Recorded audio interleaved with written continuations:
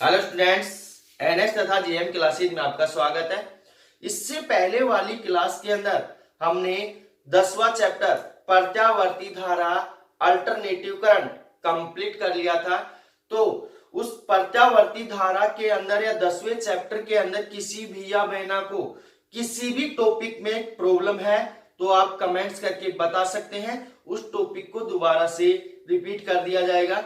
अब उसी क्रम के अंदर हम आगे चलते हुए 11वें चैप्टर के बारे में क्या करते हैं, अध्ययन करेंगे। और वो 11वां जो चैप्टर है वो आपके पास में किरण प्रकाशिकी, और 11वां जो चैप्टर है वो सबसे अधिक मार्क्स का क्या है, चैप्टर है। ये 9 अंक का है। कितने अंक का है? 9 अंक का है। तो इस चैप्टर को अच्छे से समझना भाई, क्योंकि ये चैप्टर मैं आपको करवा चुका हूं पहले। तो आपको न तो इस चैप्टर के नोट्स बनाने हैं, सिर्फ ओनली क्या करना है, इसको पढ़ना है। इसमें अगर किसी टॉपिक के अंदर आपको प्रॉब्लम होती है तो आप कमेंट्स करके बता सकते हैं। उस टॉपिक को दोबारा से अच्छे से समझा दिया जाएगा। तो इस चैप्टर के अंदर हम क्या करेंगे, थोड़ा सा फास्ट चलेंगे भाई, क्योंकि इस चैप्टर के अंदर मैं आपको ज्यादा डीपली नहीं बताऊंगा, क्योंकि इसके अंदर ज्यादा समय वेस्ट नहीं करेंगे। ज्यादा नंबर का है चैप्टर, पर ये चैप्टर मैं आपको अच्छे से क्लास के अंदर एक एक पॉइंट को अच्छे से डीपली आपको बता चुका हूं। तो इस चैप्टर को हम क्या करेंगे, थोड़ा सा फास्ट चलेंगे। तो आप इसको साथ साथ पढ़ते रहिए भाई, क्योंकि नोट्स तो आपको बनाने ही नहीं है, क्योंकि नोट्स इसके मैंने क्लास में बनवा दिए थे। तो इस चैप्टर को आप साथ साथ अच्छे से पढ़ते रहना, और किसी भी टॉपिक के अंदर आपको प्रॉब्लम होती है तो आप कमेंट्स करके बता देना। उस टॉपिक को मैं दोबारा से अच्छे से समझा दूंगा। तो आपके पास में किरण प्रकाशिकी के अंदर आपके पास में जो फर्स्ट पॉइंट आता है वो आपके पास में किरण प्रकाशिकी।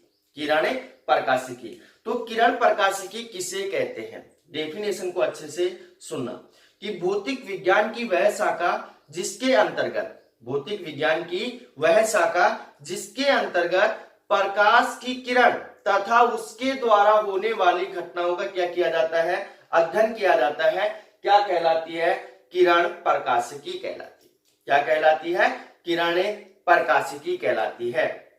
अब आपके पास में किरण प्रकाशिकी के अंदर मैंने अभी जो डेफिनेशन बताई है उसमें बताया है प्रकाश किरणों, प्रकाश किरणों का क्या किया जाता है, अध्ययन किया जाता है। तो प्रकाश किरणें होती क्या है, प्रकाश किरणें होती क्या है? तो प्रकाश किरणों का अध्ययन करने से पहले हम क्या करेंगे, प्रकाश के बारे में जानकारी प्राप्त करेंगे कि प्रकाश होता क्या है, प्रकाश होता क्या है। तो इसी क्रम के अंदर आपके पास में जो अगला टॉपिक है वो है आपके पास में प्रकाश, लाइट। क्या है? लाइट, प्रकाश। तो प्रकाश किसे कहते हैं, कॉमन सेंस की बात है, आप सबको पता है प्रकाश किसे कहते हैं। तो आप इसकी डेफिनेशन आराम से बता सकते हो कि वह साधन जिसकी सहायता से वस्तुओं को क्या किया जाता है, देखा जाता है। तो वह साधन क्या कहलाता है, प्रकाश कहलाता है। क्या कहलाता है? प्रकाश कहलाता है। तो आपके पास में इसकी डेफिनेशन आपको समझ में आएगी होगी कि वह साधन जिसकी सहायता से हम वातावरण के अंदर जो भी वस्तुएं देखते हैं, जो भी हमें दिखाई देता है, वो किसके कारण दिखाई देता है, प्रकाश के कारण दिखाई देता है। तो अब उससे आगे आपके पास में इसी के अंदर जो वायु या निर्वात है, वायु या निर्वात के अंदर प्रकाश की जो चाल होती है, जो वेग होता है, वो कितना होता है आपके पास में, v बराबर होता है आपके पास में 3 × 10⁸ मीटर पर सेकंड होता है। तो ये न्यूमेरिकल में काम आएगा भाई कि आपके पास में वायु या निर्वात के अंदर जो प्रकाश का वेग होता है वो कितना होता है, 3 × 10⁸ मीटर पर सेकंड होता है। अब उससे आगे आपके पास में कि जो प्रकाश है, प्रकाश किस प्रकार से बनता है, प्रकाश किस प्रकार से बनता है, इसके बारे में भी थोड़ा सा क्या कर लेते हैं, जिक्र कर लेते हैं। जो प्रकाश होता है अति सूक्ष्म कणों से मिलकर बना होता है। क्या होता है? अति सूक्ष्म कणों से मिलकर बना होता है। और इन अति सूक्ष्म कणों को हम क्या कहते हैं, प्रकाश पुंज कहते हैं। क्या कहते हैं भाई? प्रकाश पुंज।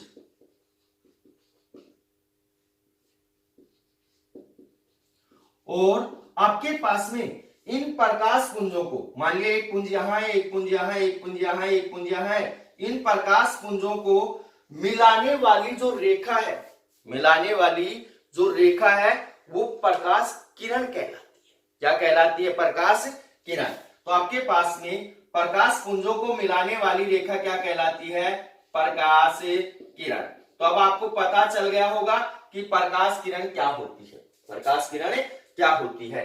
तो आपके पास में प्रकाश किरण और इन किरणों के समूह को, जो किरणों का जो समूह होता है उस समूह को क्या कहते हैं? किरण पुंज कहते हैं। क्या कहते हैं? किरण पुंज। तो ये हो गया आपके पास में प्रकाश। तो आपके पास में प्रकाश के बारे में आपने अच्छे से पढ़ लिया है। अब इसके अंदर, प्रकाश के अंदर कौन कौन सी घटनाएं होती हैं उनके बारे में क्या करेंगे, अब अध्ययन करेंगे। तो आपके पास में इसी के अंदर अगला जो टॉपिक है वो है आपके पास में प्रकाश का परावर्तन। तो प्रकाश का परावर्तन क्या होता है इसके बारे में अभी क्या करेंगे, हम अध्ययन करेंगे। तो टॉपिक डालेंगे यहां पे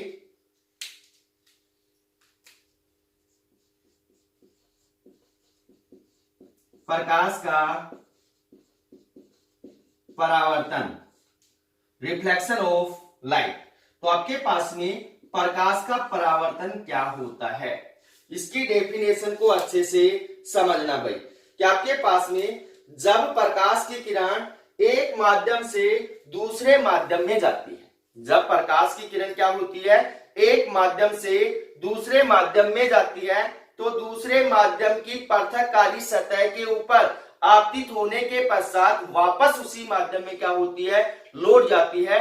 प्रकाश की इस घटना को क्या कहते हैं? प्रकाश का परावर्तन कहते हैं। अब इसको हम डायग्राम से समझते हैं कि आपके पास में दो माध्यम है। कितने माध्यम है? दो माध्यम है। एक माध्यम आपके पास में ये है और एक माध्यम आपके पास में ये है। तो आपके पास जब प्रकाश की किरण एक माध्यम से दूसरे माध्यम में जाती है, तो दूसरे माध्यम की पृथककारी सतह से आपतित होकर वापस दूसरे माध्यम की पृथककारी सतह पर आपतित होने के पश्चात वापस उसी माध्यम में क्या होती है? लौट जाती है। प्रकाश की इस घटना को क्या कहते हैं? प्रकाश का परावर्तन कहते हैं। ये क्या है? आपके पास में पृथककारी सतह है। तो अब उससे आगे आपके पास में यहां पे ध्यान देना कि आपके पास में ये कौन सी प्रकाश की किरण है? ये आपके पास में आपतित प्रकाश की किरण है। कौन सी है? आपतित प्रकाश की किरण, या आपतित किरण लिख दो इसको सीधा, आपतित किरण। और आपके पास में ये कौन सी किरण है? ये आपके पास में परावर्तित किरण है। कौन सी किरण है? परावर्तित किरण। तो अब इसके अंदर ध्यान देना कि आपके पास में आपतित किरण और परावर्तित किरण का बिंदु तथा पृथककारी सतह के लंबवत जो रेखा होती है, आपतित किरण और परावर्तित किरण का कटान बिंदु और आपके पास में जो पृथककारी सतह है उसके लंबवत जो रेखा होती है वो क्या कहलाती है? अभिलंब कहलाती है। क्या कहलाती है? अभिलंब। तो अब आपके पास में यहां पे कितनी किरणें हैं? आपके पास में दो किरणें, आपतित किरण और परावर्तित किरण, और ये क्या है? आपके पास में अभिलंब है। अब इसके अंदर आपको अच्छे से पता होना चाहिए कि प्रकाश परावर्तन के बारे में हम पढ़ चुके हैं। तो अब उससे आगे ध्यान देना कि आपके पास में आपतित किरण अभिलंब के साथ जो कोण बनाती है, आपतित किरण अभिलंब के साथ जो कोण बनाती है वह कौन सा कोण कहलाता है? आपतन कोण कहलाता है। और आपतन कोण को हम किससे प्रदर्शित करते हैं? आई से प्रदर्शित करते हैं। किससे प्रदर्शित करते हैं? आई से प्रदर्शित करते हैं। सेकंड, इसी के अंदर आपके पास में कि परावर्तित किरण अभिलंब के साथ जो कोण बनाती है उस कोण को क्या कहते हैं? परावर्तन कोण आर कहते हैं। परावर्तन कोण आर कहते हैं। तो आपके पास में यहां पे ध्यान देना, परावर्तन कोण को हम किससे प्रदर्शित कर रहे हैं? आर से प्रदर्शित कर रहे हैं। कौन से आर से? स्मॉल आर से। और आपतन कोण को हम किससे प्रदर्शित कर रहे हैं, स्मॉल आई से प्रदर्शित कर रहे हैं। तो ये होगा आपके पास में प्रकाश का परावर्तन। डेफिनेशन आपको समझ में आई गई होगी। जब प्रकाश की किरण एक माध्यम से दूसरे माध्यम में क्या करती है, प्रवेश करती है या जाती है, तब आपके पास वह दूसरे माध्यम की पृथककारी सतह पर आपतित होने के पश्चात वापस उसी माध्यम में क्या होती है, लौट जाती है। तो प्रकाश की इस घटना को क्या कहते हैं, प्रकाश का परावर्तन कहते हैं। अब इसी के अंदर आपके पास में अगला टॉपिक आता है प्रकाश का परावर्तन। प्रकाश का परावर्तन, तो प्रकाश का परावर्तन किसे कहते हैं, वो ये मैंने अभी आपको समझा दिया है।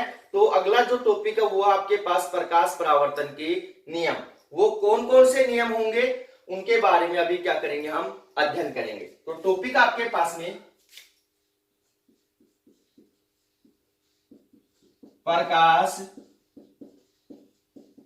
परावर्तन के नियम, प्रकाश परावर्तन के नियम। तो आपके पास में प्रकाश परावर्तन के जो मुख्यतः दो नियम होते हैं। कितने नियम होते हैं, दो नियम होते हैं। पहला होता है आपके पास में कि आपके पास में पहला नियम क्या कहता है प्रकाश परावर्तन के अंदर, कि आपके पास में आपतन कोण और परावर्तन कोण दोनों आपस में क्या होते हैं, समान होते हैं।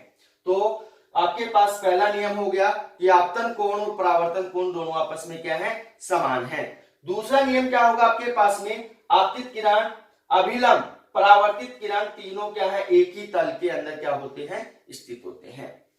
तो आपके पास में इसके अंदर जो पहला नियम है वो क्या है आपके पास में, कि आपतन कोण आई तथा परावर्तन कोण आर आपस में क्या होते हैं, समान होते हैं। क्या होते हैं, समान होते हैं। सेकंड नियम क्या है आपके पास में, कि आपके पास में आपतित किरण, आपतित किरण और अभिलंब तथा परावर्तित किरण तीनों क्या होते हैं, एक ही तल के अंदर स्थित होते हैं। तीनों क्या होते हैं, एक ही तल के अंदर स्थित होते हैं। तो आपके पास में ये हो गया आपके पास प्रकाश परावर्तन के नियम। अब आपने प्रकाश परावर्तन की घटना के बारे में अध्ययन कर लिया है, प्रकाश परावर्तन की घटना के बारे में अध्ययन कर लिया है। तो प्रकाश परावर्तन की घटना के अंदर कौन कौन से मान परिवर्तित होते हैं और कौन कौन से मान अपरिवर्तित रहते हैं, इनके बारे में मैं आपको बता देता हूं। तो प्रकाश परावर्तन की घटना के अंदर आपके पास में जो प्रकाश किरण है उसकी आवर्ती, चाल, तरंग दैर्घ्य क्या रहते हैं, अपरिवर्तित रहते हैं। जो प्रकाश किरण है उसकी आवर्ती, चाल, तरंग दैर्घ्य क्या रहते हैं, अपरिवर्तित रहते हैं। परंतु आपके पास में जो प्रकाश किरण की जो तीव्रता है वो पृष्ठ की प्रकृति के अनुसार क्या होती है, बदल जाती है। तो इस बात का ध्यान रखना भाई कि आपके पास में प्रकाश परावर्तन की घटना के अंदर कौन कौन से मान परिवर्तित हो रहे हैं, आवर्ती, चाल और तरंग दैर्घ्य तो क्या है, अपरिवर्तित है। परंतु आपके पास में प्रकाश किरण की जो तीव्रता है वो पदार्थ की प्रकृति के अनुसार या पृष्ठ जो आपके पास में है उस पृष्ठ की प्रकृति के अनुसार क्या होता है, बदल जाती है। तो तीव्रता यहाँ क्या है, परिवर्तनशील है और आवर्ती, चाल और तरंग दैर्घ्य क्या है, अपरिवर्तनशील है। तो आपके पास जितनी चाल से आएगी उतनी ही चाल से क्या हो जाएगी, परावर्तित हो जाएगी। तो ये हो गया आपके पास में। उससे आगे आपके पास इसी के अंदर दो टॉपिक और बता देता हूं आपको कि जब आपके पास में प्रकाश का परावर्तन, प्रकाश का परावर्तन परावर्तन के नियमों के अनुसार होता है, क्या होता है, परावर्तन के नियमों के अनुसार होता है, तो उसे हम क्या कहते हैं, नियमित परावर्तन कहते हैं। क्या कहते हैं, नियमित परावर्तन। तो टॉपिक आपके पास में नियमित परावर्तन।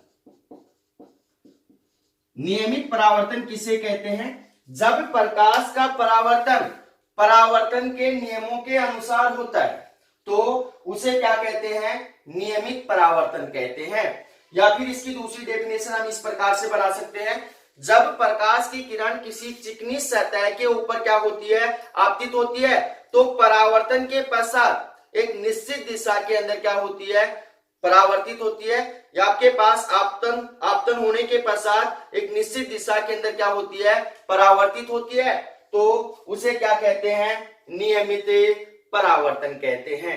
अब आपके पास में नियमित परावर्तन का उदाहरण क्या होगा, तो दर्पण में प्रतिबिंब का बनना या दर्पण में चेहरे का दिखाई देना आपके पास में क्या है, नियमित परावर्तन है। क्या है, नियमित परावर्तन। अब उससे आगे आपके पास में इसी के अंदर अगला टॉपिक है अनियमित या विसरित या मिश्रित परावर्तन किसे कहते हैं। तो अब आपके पास इसी के अंदर अगला जो टॉपिक है वो आपके पास में विसरित या मिश्रित या इसको अनियमित परावर्तन भी बोलते हैं। अनियमित परावर्तन भी बोलते हैं। तो इसकी डेफिनेशन क्या होगी उसको अच्छे से समझना। जब कोई प्रकाश की किरण किसी खुरदरी सतह के ऊपर क्या होती है, आपतित होती है, तो परावर्तन के पश्चात वो विभिन्न दिशाओं के अंदर क्या होती है, परावर्तित हो जाती है। आपतित होने के पश्चात परावर्तन के पश्चात विभिन्न दिशाओं में क्या होती है, फैल जाती है। तो प्रकाश की इस घटना को क्या कहते हैं, प्रकाश का विसरित परावर्तन कहते हैं। जैसे आपके पास में ये कोई क्या है, खुरदरी सतह है, तो जब प्रकाश की किरणें इस खुरदरी सतह के ऊपर क्या होती हैं, आपतित होती हैं, तो आपतित होने के पश्चात विभिन्न दिशाओं के अंदर क्या हो जाती है, परावर्तित हो जाती हैं। उनकी कोई निश्चित परावर्तन की कोई निश्चित दिशा नहीं होती है, तो उसे क्या कहते हैं, विसरित परावर्तन कहते हैं। अब विसरित परावर्तन के उदाहरण क्या क्या होंगे उसको अच्छे से समझना कि अंतरिक्ष का काला दिखाई देना और अखबार का पढ़ना। अखबार जो हम पढ़ते हैं उसके अंदर हमें जो अक्षर दिखाई देते हैं, सारे अक्षर एक साथ दिखाई देते हैं, वो किसके कारण दिखाई देते हैं, विसरित परावर्तन के कारण दिखाई देते हैं। तो इनके उदाहरण ध्यान रखना भाई कि आपके पास में जो नियमित परावर्तन उसका उदाहरण क्या है, चेहरे में दर्पण में चेहरे का दिखाई देना, और सेकंड आपके पास विसरित परावर्तन का हो गया आकाश का काला दिखाई देना, और आपके पास क्या हो जाएगा, अखबार पढ़ना। जो घटनाएं हमें दिखाई देती काफी सारी एकत्रित, वो सब घटनाएं किसके कारण होती है, विसरित परावर्तन के कारण होती हैं। तो ये हो गया आपके पास में प्रकाश का परावर्तन। अब इससे अगले वाला जो टॉपिक है वो है आपके पास में समतल दर्पण।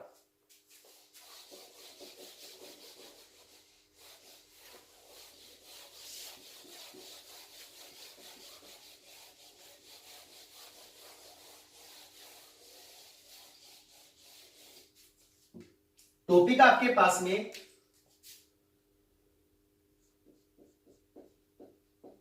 समतल दर्पण, प्लेन मिरर।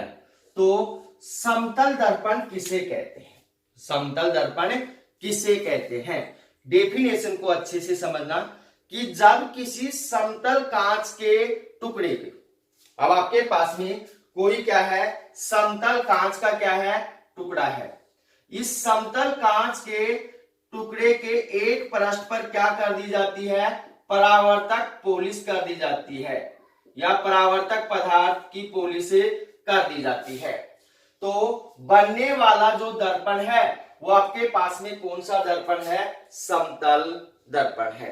तो इसको अच्छे से समझना भाई कि आपके पास में समतल दर्पण किसे कहेंगे, कि आपके पास जब किसी समतल कांच के टुकड़े पर, जब किसी समतल कांच के टुकड़े पर एक पृष्ठ पर परावर्तक पदार्थ की क्या कर दी जाती है, पॉलिश कर दी जाती है, तो बनने वाला जो दर्पण है वो कौन सा दर्पण आपके पास में, समतल दर्पण है।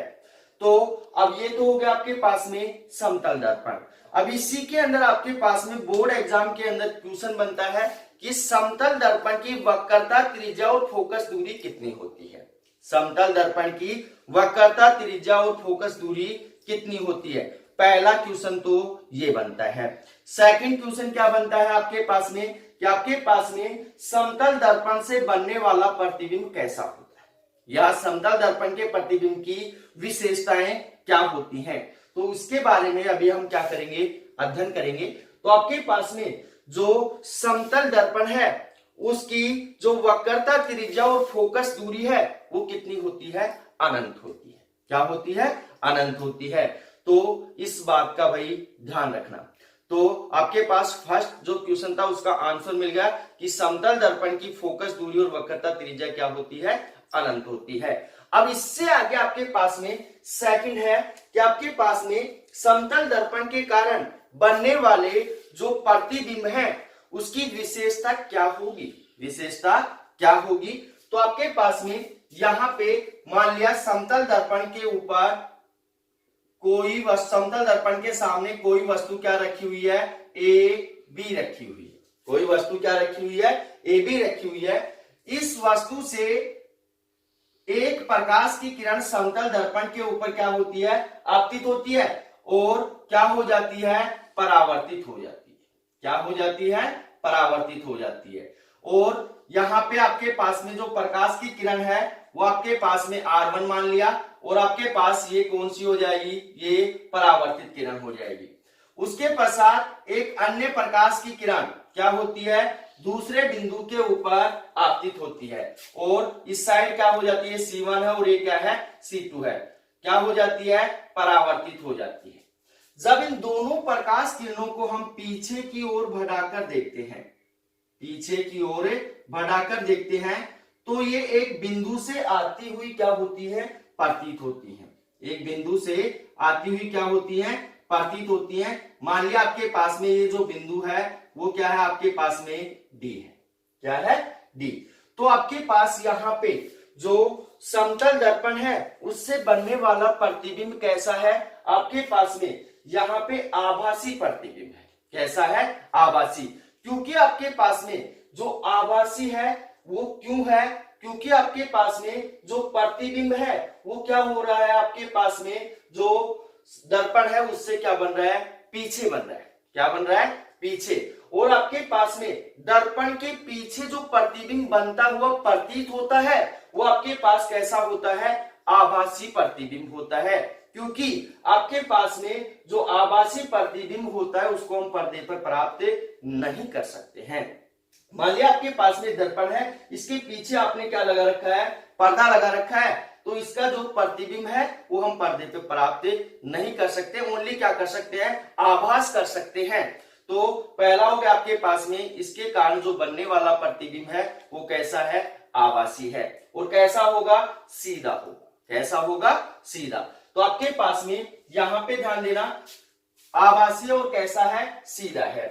उसके पश्चात आपके पास में जो समतल दर्पण के कारण बनने वाला जो प्रतिबिंब है वो क्या है? अनावर्तित। क्या है? अनावर्तित। अनावर्तन का मतलब होता है आपके पास में कि वस्तु दर्पण के सामने जितनी दूरी के ऊपर रखी हुई है प्रतिबिंब भी दर्पण से उतनी ही दूरी के ऊपर बनता है। तो इस बात का ध्यान रखना। अनावर्तन का मतलब क्या होगा आपके पास में कि आपके पास जो वस्तु है दर्पण से जितनी दूरी के ऊपर रखी हुई है तो प्रतिबिंब भी उतनी ही दूरी के ऊपर पीछे की ओर बनता है। तो ये हो गया आपके पास अनावर्तन। उससे आगे आपके पास में जो प्रतिबिंब है वो क्या होता है? पार्श्व परिवर्तित होता है। पार्श्व क्या होता है? परिवर्तित। मतलब पार्श्व परिवर्तन क्या होता है कि जब हम समतल दर्पण के सामने किसी वस्तु को रखते हैं तो उस वस्तु का दायां भाग बायां और बायां भाग दायां दिखाई देता है। तो इस घटना को क्या कहते हैं? पार्श्व परिवर्तन कहते हैं। तो जब हम किसी समतल दर्पण के सामने, मान लिया आपके पास में ये क्या है? समतल दर्पण है। इस समतल दर्पण के सामने क्या रखते हैं? पी को रखते हैं। किसी कागज के ऊपर पी बनाकर रखते हैं तो आपके पास में समतल दर्पण के कारण जो बनने वाला प्रतिबिंब है वो क्या दिखाई देता है? हमें क्यू दिखाई देता है। क्या दिखाई देता है? क्यू दिखाई देता है। इसे हम क्या कहते हैं? पार्श्व परिवर्तन कहते हैं। तो आपके पास में पार्श्व परिवर्तन का मतलब तो समझ में आ गया होगा, क्योंकि इसकी साधारण से अगर हम समझे तो हम जैसे ही समतल दर्पण के सामने खड़े होते हैं तो हमारे जो चेहरे का दायां भाग है वो बाईं तरफ और जो बायां भाग है वो क्या होता है? दाईं तरफ दिखाई देता है। तो इस बात का ध्यान रखना कि बायां भाग दायां, दायां भाग बाएं दिखाई देना ही क्या कहलाता है? आपके पास में पार्श्व परिवर्तन कहलाता है। अब उससे आगे आपके पास में समतल दर्पण कंप्लीट हो गया है।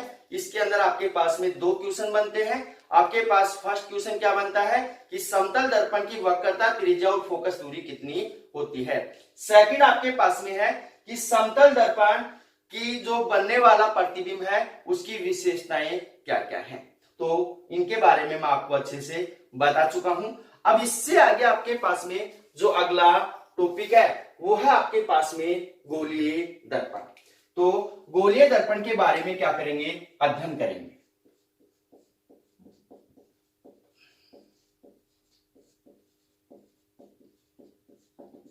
गोलीय दर्पण, तो गोलीय दर्पण किसे कहते हैं इसके बारे में क्या करेंगे, हम अध्ययन करेंगे।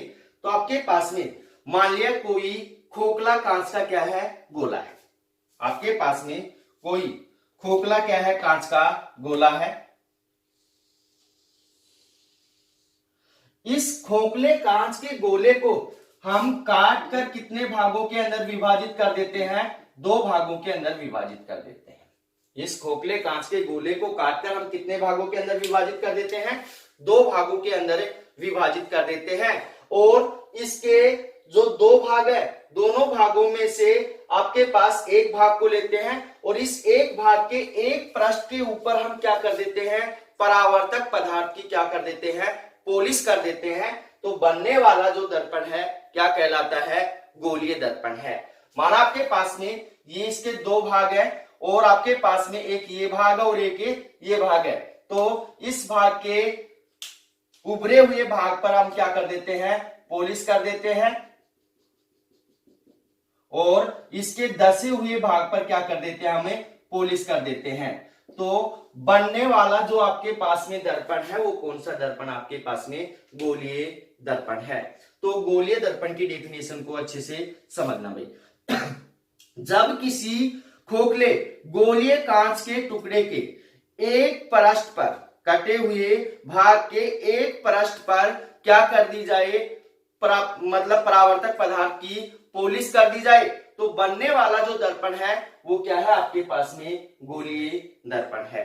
समतल दर्पण के अंदर तो आपने सीधा कांच का क्या लिया था, टुकड़ा लिया था, उसके एक पृष्ठ के ऊपर क्या कर दी थी, पॉलिश कर दी थी। परंतु यहाँ पे गोलीय दर्पण के अंदर आपके पास में जो कांच का टुकड़ा होगा वो कैसा होगा, आपके पास में एक कटे हुए गोले का क्या होगा, भाग होगा और उसके एक पृष्ठ के ऊपर क्या करेंगे, पॉलिश करेंगे। तो बनने वाला दर्पण क्या कहलाता है, गोलीय दर्पण कहलाता है। अब आपके पास में जो गोलीय दर्पण होता है वो आपके पास में 2 प्रकार का होता है। कितने प्रकार का होता है, 2 प्रकार का होता है। एक होता है आपके पास में अवतल दर्पण, दूसरा होता है आपके पास में उत्तल दर्पण। तो इन दोनों के बारे में अभी हम क्या करते हैं, अध्ययन करते हैं। गोलीय दर्पण कितने प्रकार का होता है, 2 प्रकार का होता है। पहला आपके पास में है अवतल दर्पण, दूसरा है आपके पास में उत्तल दर्पण। उत्तल दर्पण, तो आपके पास में अवतल दर्पण किसे कहते हैं और उत्तल दर्पण किसे कहते हैं, इसको अच्छे से समझेंगे। तो आपके पास में फर्स्ट पॉइंट आ गया आपके पास में अवतल दर्पण। तो अवतल दर्पण किसे कहेंगे, जब खोखले गोलीय कांच के कटे हुए भाग के धसे हुए भाग पर क्या कर दी जाती है, वो सॉरी उभरे हुए भाग पर क्या कर दी जाती है, पॉलिश कर दी जाती है। तो बनने वाला जो दर्पण है कैसा दर्पण आपके पास में, अवतल दर्पण है। जो आपने गोलीय कांच का कटा हुआ जो भाग लिया है उसके, ये मान लिया आपके पास में खोखले गोलीय कांच के जो टुकड़ा है उसका कटा हुआ भाग है, इसके उभरे हुए भाग पर क्या कर दे, हमें पॉलिश कर दे। तो बनने वाला जो दर्पण है वो कौन सा दर्पण आपके पास में, गोलीय दर्पण है। और इस दर्पण का जो धसा हुआ भाग है वो किसका कार्य करेगा, परावर्तक का कार्य करेगा या परावर्तक पृष्ठ का क्या करेगा, कार्य करेगा। तो उसे क्या कहते हैं, अवतल दर्पण कहते हैं। तो आपको सॉरी, अब आपके पास में अवतल दर्पण की दूसरी अगर डेफिनेशन हम सुने तो क्या होगी, जब गोलीय कांच के टुकड़े के उभरे हुए भाग पर क्या कर दी जाए, पॉलिश कर दी जाए, और इसका धसा हुआ भाग क्या करे, परावर्तक का कार्य करे, तो क्या कहलाता है, अवतल दर्पण कहलाता है। अब आपके पास में यहां पे ध्यान देना कि आपके पास में कौन सा दर्पण, आपके पास में अवतल दर्पण है, अवतल दर्पण। तो अवतल दर्पण के अंदर परावर्तक पृष्ठ का कार्य कौन कर रहा है, जो इसका धसा हुआ भाग है। तो अब आपके पास जब अवतल दर्पण के ऊपर प्रकाश किरणें क्या होती हैं, आपतित होती है। अवतल दर्पण के ऊपर प्रकाश किरणें क्या होती हैं, आपतित होती हैं। तो अवतल दर्पण इन सभी प्रकाश किरणों को परावर्तन के पश्चात, इन सभी प्रकाश किरणों को परावर्तन के पश्चात एक निश्चित बिंदु के ऊपर क्या कर देता है, एकत्रित कर देता है। क्या कर देता है, एकत्रित कर देता है। इस कारण से अवतल दर्पण को अभिसारी दर्पण भी कहा जाता है। क्या कहा जाता है भाई, अभिसारी दर्पण।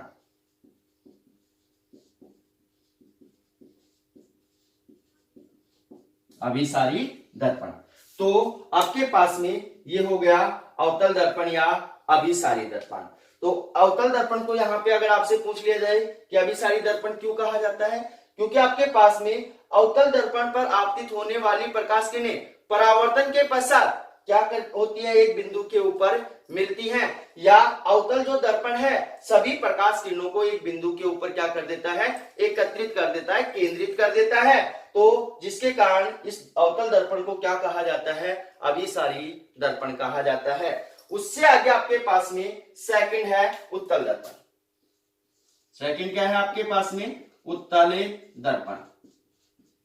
तो उत्तल दर्पण किसे कहते हैं उसको अच्छे से समझना।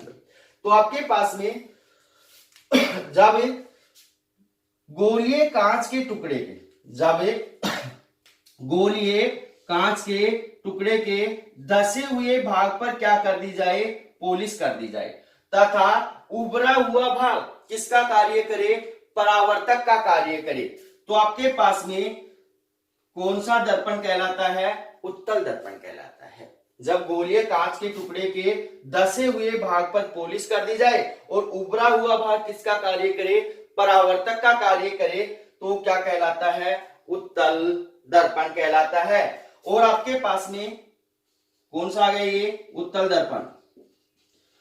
जब उत्तल दर्पण पर प्रकाश किरणें आपतित होती हैं,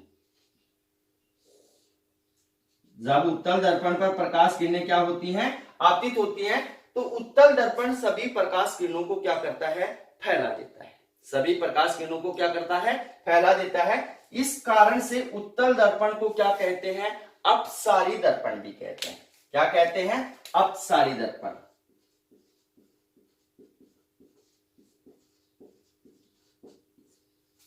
तो अब आपके पास जब इन परावर्तित किरणों को पीछे की ओर बढ़ाकर देखा जाता है, तो ये एक बिंदु से आती हुई क्या होती हैं, प्रतीत होती है। एक बिंदु से आती हुई क्या होती हैं, प्रतीत होती हैं। तो ये हो गया आपके पास में उत्तल दर्पण। तो अब इससे अगले वाला जो टॉपिक है वो आपके पास में गोलीय दर्पण से संबंधित महत्वपूर्ण परिभाषाएं। और गोलीय दर्पण से संबंधित महत्वपूर्ण परिभाषाएं कौन कौन सी हैं उसके बारे में हम क्या करेंगे, अभी अध्ययन करेंगे। तो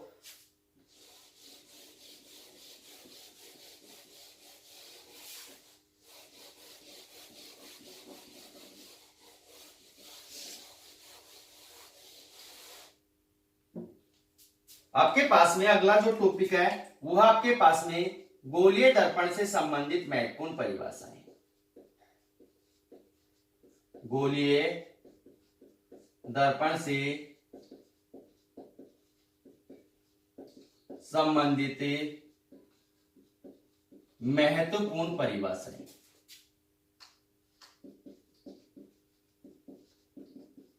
महत्वपूर्ण परिभाषाएं। तो आपके पास में गोलीय दर्पण से संबंधित महत्वपूर्ण परिभाषाएं कौन कौन सी हैं इसके बारे में अभी हम क्या कर लेते हैं, अध्ययन कर लेते हैं, क्योंकि फिर उससे आगे हम अगली क्लास में क्या करेंगे, अध्ययन करेंगे। तो आपके पास में गोलीय दर्पण से संबंधित महत्वपूर्ण परिभाषाओं के अंदर आपके पास में जो फर्स्ट पॉइंट आता है वह आपके पास में द्वारक। क्या है, द्वारक। तो द्वारक किसे कहते हैं, द्वारक किसे कहते हैं, इसको अच्छे से समझना भाई। तो आपके पास में गोलीय दर्पण का जो संपूर्ण परावर्तक जो पृष्ठ होता है, गोलीय दर्पण का संपूर्ण जो परावर्तक पृष्ठ होता है, उस संपूर्ण परावर्तक पृष्ठ को क्या कहते हैं, द्वारक कहते हैं। क्या कहते हैं, द्वारक कहते हैं। और द्वारक को हम मुख्यतः mn से प्रदर्शित करते हैं। किससे प्रदर्शित करते हैं, mn से, या pn से भी इसको बोल सकते हो आप। तो आपके पास में इसको हम किससे प्रदर्शित करते हैं, mn से प्रदर्शित करते हैं। तो फर्स्ट डेफिनेशन आपको समझ में आ गई होगी कि आपके पास में गोलीय दर्पण का जो संपूर्ण परावर्तित जो पृष्ठ है उसे क्या कहते हैं, द्वारक कहते हैं। या आपके पास में गोलीय पृष्ठ के जिस भाग के ऊपर पॉलिश की गई है, पॉलिश की गई है, उस पॉलिश वाले भाग को क्या कहते हैं, द्वारक कहते हैं। क्या कहते हैं, द्वारक। तो अब इसके अंदर आपके पास में सेकंड डेफिनेशन आती है ध्रुव बिंदु। ध्रुव बिंदु, तो ध्रुव बिंदु किसे कहते हैं, उसकी डेफिनेशन अच्छे से समझना भाई। आपके पास में जो अभी हमने पढ़ा है कि इसका जो संपूर्ण परावर्तक पृष्ठ है वो क्या कहलाता है, द्वारक कहलाता है। तो द्वारक के मध्य बिंदु को, द्वारक के मध्य बिंदु को क्या कहते हैं, हमें ध्रुव बिंदु को कहते हैं। तो आपके पास में ये क्या हो गया, द्वारक का मध्य बिंदु हो गया। क्या हो गया, द्वारक का मध्य बिंदु ओ, जिसको हम क्या बोल रहे हैं, ध्रुव बिंदु बोल रहे हैं। क्या बोल रहे हैं, ध्रुव बिंदु। तो या फिर इसको हम बोल सकते हैं कि गोलीय दर्पण का जो मध्य बिंदु होता है, गोलीय दर्पण का जो मध्य बिंदु होता है उसे हम क्या कहते हैं, ध्रुव बिंदु कहते हैं। अब उससे आगे आपके पास में तीसरा पॉइंट आता है वक्रता त्रिज्या या वक्रता केंद्र सी। पढ़ लो पहले। तो आपके पास में तीसरा जो पॉइंट होगा आपके पास में वो होगा वक्रता केंद्र सी। तो वक्रता केंद्र सी किसे कहेंगे, उसको अच्छे से सुनना कि गोलीय दर्पण को जिस खोखले गोले का कटा हुआ भाग माना जाता है, गोलीय दर्पण को जिस खोखले गोले का कटा हुआ भाग माना जाता है, उस गोले का केंद्र ही क्या कहलाता है, वक्रता केंद्र सी कहलाता है। तो आपके पास में ये गोलीय दर्पण है और ये जिस गोले का कटा हुआ भाग है, जिस गोले का कटा हुआ भाग है, उस गोले का जो केंद्र है वो ही क्या कहलाता है, वक्रता केंद्र सी कहलाता है। क्या कहलाता है, वक्रता केंद्र सी। तो डेफिनेशन आपको समझ में आ गई होगी। तो इससे आगे वाली आपके पास में जो फोर्थ डेफिनेशन है वो क्या है, आपके पास में वक्रता त्रिज्या आर। वक्रता त्रिज्या आर।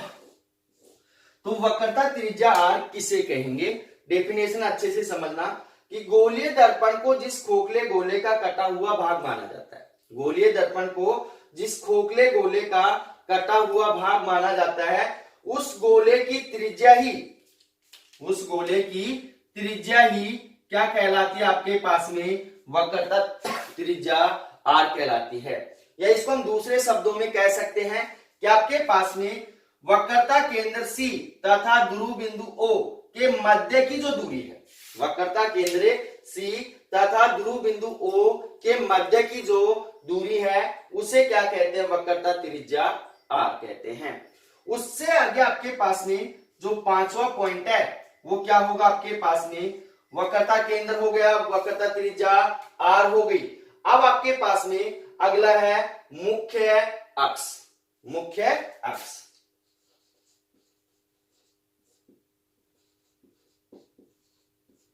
तो मुख्य अक्ष क्या होगा, मुख्य अक्ष क्या होगा, तो ध्यान रखना कि आपके पास में वक्रता केंद्र सी तथा ध्रुव बिंदु ओ को मिलाने वाली जो काल्पनिक रेखा है, वक्रता केंद्र सी तथा ध्रुव बिंदु ओ को मिलाने वाली जो काल्पनिक रेखा है, इस काल्पनिक रेखा को हम क्या कहते हैं, मुख्य अक्ष कहते हैं।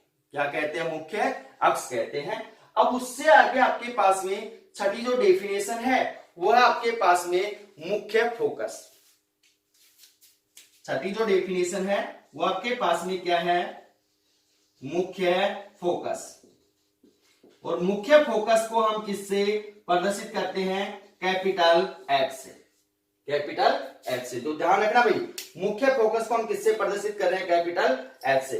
तो आपके पास में मुख्य फोकस की डेफिनेशन किस प्रकार से होगी, जब आपके पास में प्रकाश की किरण, जब प्रकाश की किरण मुख्य अक्ष के समांतर, मुख्य अक्ष कौन सा है, ये है, मुख्य अक्ष के समांतर दर्पण के ऊपर क्या होती है, आपतित होती है। तो परावर्तन के पश्चात जिस बिंदु से गुजरती है, परावर्तन के पश्चात जिस बिंदु से गुजरती है उस बिंदु को क्या कहते हैं, मुख्य फोकस कहते हैं। तो मुख्य फोकस की डेफिनेशन आपको समझ में आएगी होगी कि जब प्रकाश की किरण मुख्य अक्ष की क्या होती है, समांतर आपतित होती है, तो परावर्तन के पश्चात जिस बिंदु से गुजरती है या गुजरती हुई प्रतीत होती है उस बिंदु को क्या कहते हैं, मुख्य फोकस कहते हैं। अब इसी के अंदर आपके पास में जो लास्ट डेफिनेशन है वो आपके पास में फोकस दूरी एफ।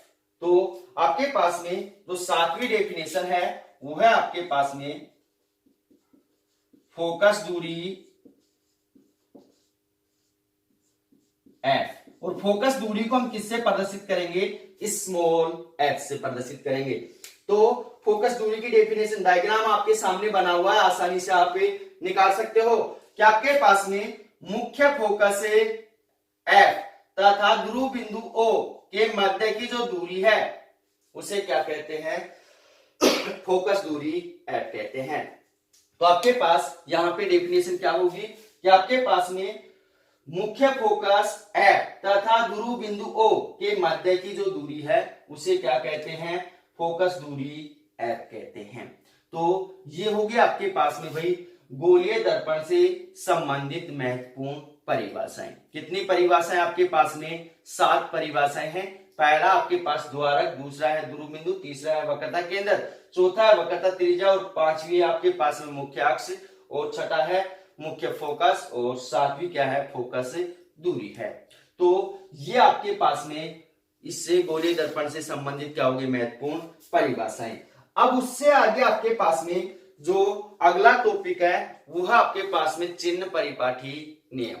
तो चिन्ह परिपाठी नियम को भी हम इसी क्लास के अंदर क्या कर लेते हैं, समझ लेते हैं। तो चिन्ह परिपाठी नियम क्या होगा, टॉपिक आपके पास में गोलीय दर्पण के चिन्ह परिपाठी नियम।